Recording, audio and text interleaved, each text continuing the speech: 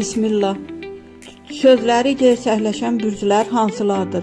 Bəzi bürclər var ki, dedikləri tez-tez gerçəkləşir, ya güclü intuisiyalarına görə, ya da sözlərinin arkasında möhkəm enerji olduğu üçün astrologiyada ən çox sözü çıxan bürclər bunlar sayılır.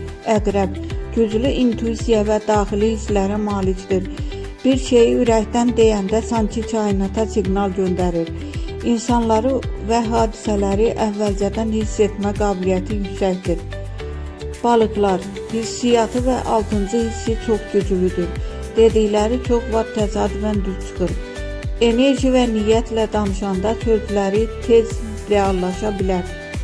Ox atan dediyini həyata keçirmə gücü var. Optimist düşüncə ilə istədiyini cəlb etməyi bacarır. Niyyət etdim oldu tipli bürclərdəndir.